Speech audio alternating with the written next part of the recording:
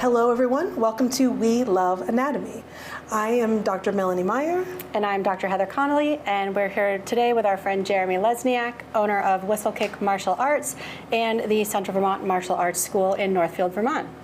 Today we're going to talk about joint movements. So we'll start with flexion and extension. So we're going to show this at the elbow, the knee, and in the spine. So first, Jeremy, can I have you bring your arm up towards your shoulder, like your hand towards your shoulder. So this is flexion. Flexion is when you are decreasing the angle of a joint, so you're bringing two bones closer together. Flexion here, and then if you extend backwards, that's extension. So flexion, up, and extension, you can let them go. I'm gonna have you turn to the side. If we look at the knee, flexion is when you bring your heel up towards your glute. So the knee is flexed there. The lower leg is closer to the upper leg. And if you put your foot back down on the ground, that is extension. If we're looking at the spine, can you tuck your chin down towards your chest? That's flexion of the neck or the cervical spine. And look up at the ceiling. That is extension of the cervical spine. You can look straight ahead now. Can you bend forward and touch your toes for me? That's flexion of the lumbar spine or the lower back.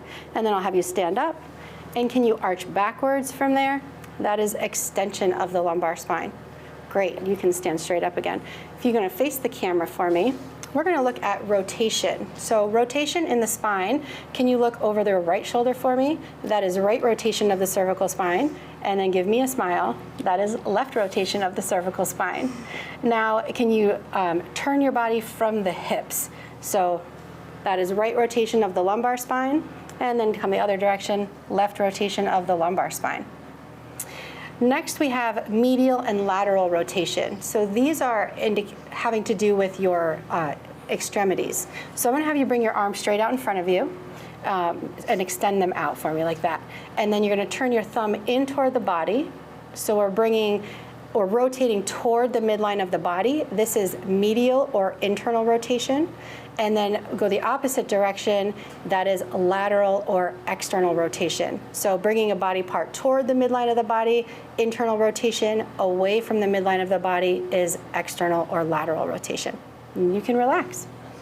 And next, we'll be talking about a couple of movements that are related to the extremities, both the upper and lower extremities. The first are going to be two terms that sound very similar, so you have to use caution when you're describing them. The first is abduction, and the second is adduction. You can tell by how close those are in sound when I say them that those do get confused. So a trick that we often used in medical school was to say abduction and adduction. So you'll hear me use those interchangeably when I'm referring to those movements. So let's start with the upper extremities. Now, Jeremy, I'm going to ask you to bring your arms out away from your body, please. Perfect. Now what Jeremy just did is he abducted his arms. When you abduct something, this is a good memory tool, you take it away. So he just abducted. Now Jeremy, will you please bring your arms to your sides? Now he's lowered his arms to his sides, and that is adduction or adduction. He added to his body.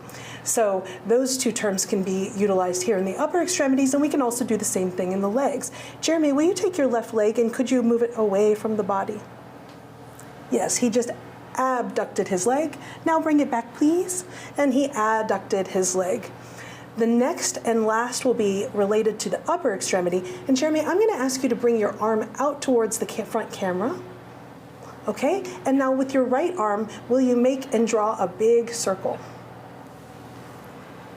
Jeremy just demonstrated circumduction. Circumduction gives us a 360-degree angle. That happens at ball and socket joints. You can lower your arms for a second, Jeremy. You could also do the same thing, please, with your right leg for me. If you make a circle, draw a circle. It's not going to go all the way around like that, though.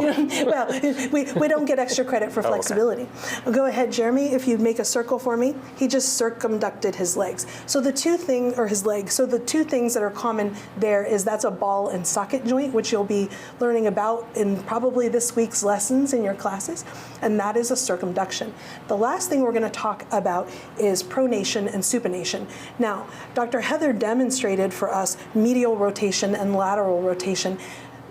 Pronation and supination look very similar, but the key with those is it involves only the forearm from the elbow down. So we're looking at the radius and the ulna that are making those movements. So Jeremy, I'm going to ask you if you would just kind of bring your arm out for me, and then what you're looking at with Jeremy's palm there, he is in supination, and you can remember that by making the soup bowl. It looks like a soup bowl. Now, Jeremy, I'm going to ask you to dump the soup. That is a pronation. So supination and pronation, unique to the forearm. All right, next we're going to move on to the foot. So if we can look at his feet here. The first one is we have dorsiflexion and plantar flexion. So those are similar to flexion and extension at the ankle, but they're named a little bit differently, so they both have flexion in the name. Dorsiflexion is actually flexion of the ankle. So let's have you stand on your heels for me. So when you're standing on your heels, your toes are coming up, you're decreasing the angle between the shin bones and the foot bones. You can relax It's now. hard to balance there. And that is our dorsiflexion, or our true flexion of the ankle. Now I'm going to have you stand up on your toes. And when you're up on your toes, that is plantar flexion, or extension of the ankle. You can see that you're bringing the foot bones farther away from those lower leg bones. So dorsiflexion is when you're on your heels, plantar flexion when you're on your toes.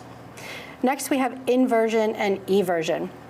Inversion is when you bring the sole of one foot to face the other foot. So just like that, inversion. And then eversion is when you point the sole away from your other foot. So that's eversion, and then inversion was the opposite.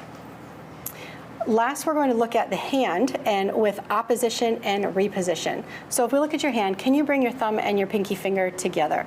So that is opposition. Opposition, we have opposable thumbs, which allows us to do all of the fine manual dexterity things that we do in our lives.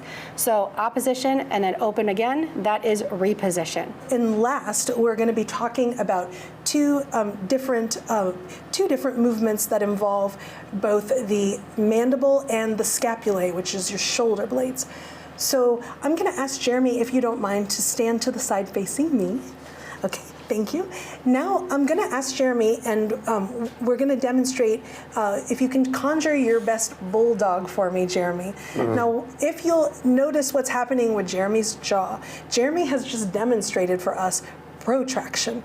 Protraction is to bring something anterior or to bring it forward. Now I'm going to ask Jeremy to relax his jaw, and he has just retracted the jaw or brought it posteriorly.